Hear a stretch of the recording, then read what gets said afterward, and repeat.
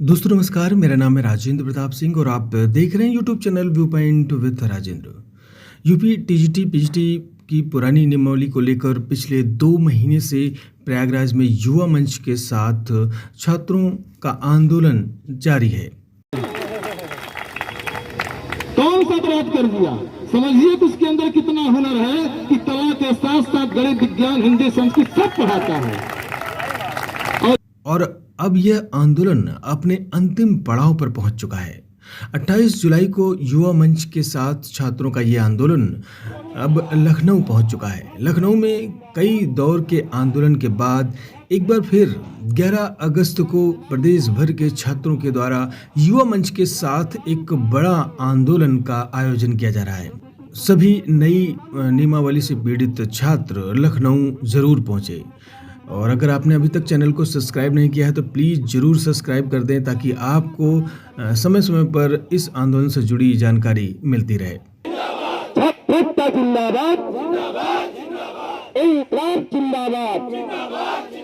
हमारी मजबूरी है।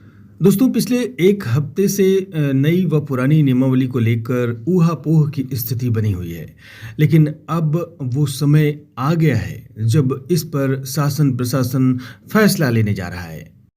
11 अगस्त को लखनऊ में शासन स्तर पर टीजीटी पीजीटी 2026 की परीक्षा किस नियमावली से हो या शैक्षिक अर्हता क्या हो, इन सब मुद्दों पर एक बड़ी बैठक होने जा रही है।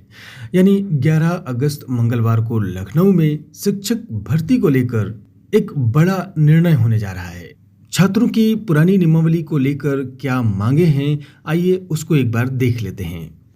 अशासकीय सहायता प्राप्त इंटर कॉलेज में प्रवक्ता के पदों पर पुरानी नियमावली में बीएड की डिग्री की बाध्यता नहीं थी, लेकिन नई नियमावली में सभी विषयों में बीएड डिग्री को अनिवार्य कर दिया गया है, जिससे गरीब व आर्थिक रूप से कमजोर अभ्यर्थियों ने जिन्होंने अभी तक बीएड की डिग्री नहीं ली है और लंबे समय से शिक्षक बनने की तैयारी कर रहे हैं, वो बाहर हो जाएंगे। कम से कम उन्हें एक अवसर ज़रूर प्रदान किया जाए।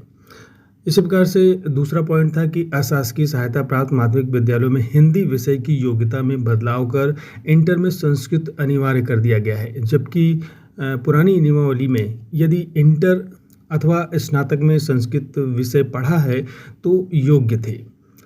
तीसरा जो पॉइंट था वो था कि कला विषय में प्राविधिक कला के अभ्यर्थियों को 105 वर्षों से अब तक कला विषय का शिक्षक बनने का अवसर दिया जाता रहा है, लेकिन अब नई नियमावली में बीएड अनिवार्य कर दिया गया है और प्राविधिक कला को योग्यता से बाहर कर दिया गया है, जिससे लाखों छात्रों को शिक्षक बनने की रेस से बाहर होना पड़ रहा है। तीसरा पॉइंट था कि संगीत विषय में प्रभाकर के साथ बीएड को अनिवार्य कर दिया गया, जबकि पुरानी नियमावली में बीएड की अनिवार्यता नहीं थी।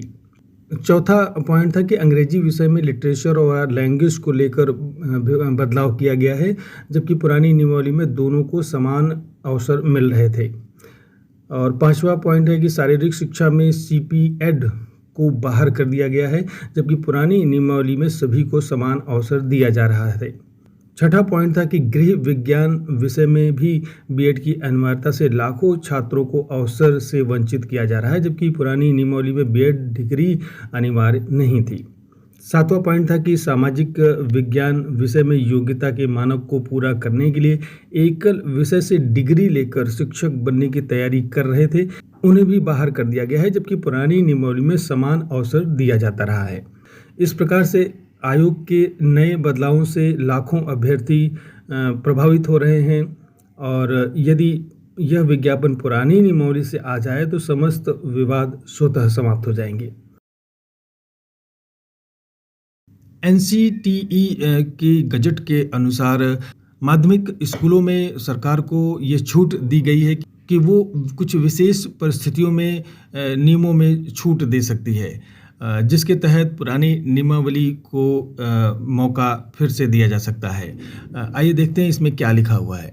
इसमें लिखा है कि जहां परिषद संबंधित राज्य सरकार से संदर्भ प्राप्त होने पर इस बात से संतुष्ट हो कि ऐसी विशेष परिस्थितियां मौजूद हैं जिनके कारण विनियमों के कतिपय प्रावधानों में ढील दिए जाने की जरूरत है, तो वह ऐसे प्रावधान में ऐसी सीमा तक ऐसी समय अवधि के लिए तथा ऐसी शर्तों और सीमाओं के अध्याधीन जो वह जरूरी समझे एक उचित और न्याय संगत तरीके से ढील दे सकती है। तो इसी एक जो ये लिखा हुआ है इसके आधार पर पुरानी नियमावली से जो पीड़ित छात्र हैं उन्हें राहत कल हो सकता है। शासन स्तर पर जो मीटिंग होगी इसको ध्यान में रखा जाएगा। तो फिर दोस्तों हौसला मत हारना, क्योंकि अभी तो पूरी कहानी लिखनी बाकी है, क्योंकि अभी तो पुरानी नियमावली लागू होना बाकी है। तो फिर चलो लखनऊ चलें। नमस्कार।